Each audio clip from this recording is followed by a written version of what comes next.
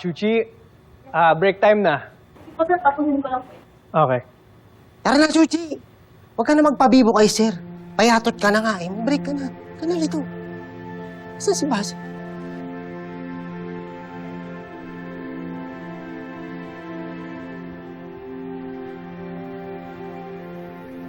Bel, nag-break ka na ba? Mamaya na lang. Okay na. Nung mamaya na lang. Kanina ka pa nagtatrabaho. Tara, sabayin mo na ako. Sir Tyrone, wala po akong dalang baon. Anong Sir Tyrone? Ano ka ba? Tyrone lang. Saka huwag mo nang intindihan ng bawon. Marami akong dala, oh. Share na tayo dito. Luto to ni nanay. Tara. Talaga? Luto ni Nana at Tita Rosel? Oh, share na tayo. Ating kapatid. Kain ka na. Alam mo, Bel, kahit marami na kaming staff sa bahay, si nanay pa rin ang nagpe-prepare ng baon namin.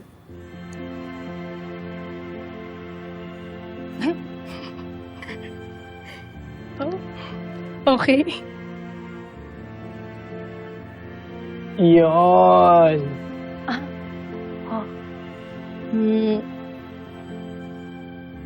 Pero, kwentuhan mo nga ako.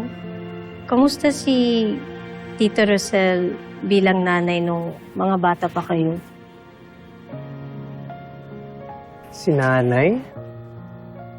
Grabe. Overprotective minsan. Pero solid.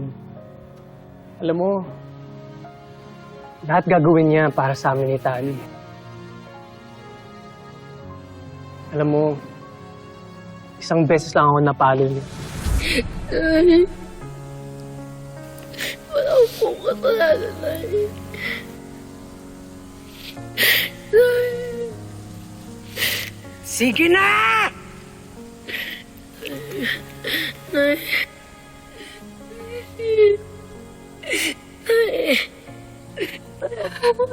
Nay. Hindi kita pinalaki na magsinungaling at lalong hindi kita pinalaki na magnakaw! Grabe nga iyak ko nun. Naglayas pa ako. Talaga? Pero, hindi ko rin kinaya. Sabi ko naman po sa inyo na hindi po nagnakaw. Pero hindi niyo po pinaniwalaan. Bakit niyo po nagawa sa akin, Nay? Tyrone!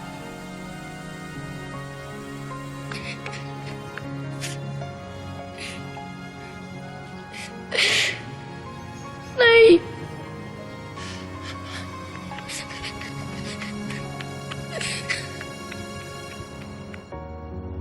Sir, mahal na mahal ko po talaga yung anak ko.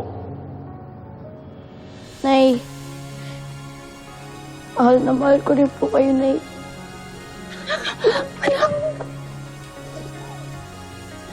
Anak! Sorry. Sorry.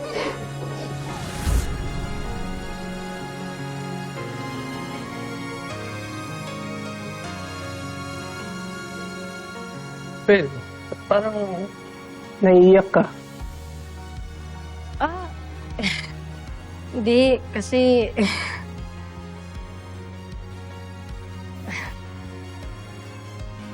Wala. Naisip ko lang na ang sarap-sara sa feeling, no? Pag may nanay na naghahanap sa'yo, may nanay ka na pwede mong mayakap.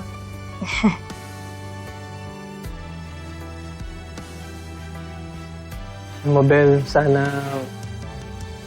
mahanap na ni nanay ang kakambal ko.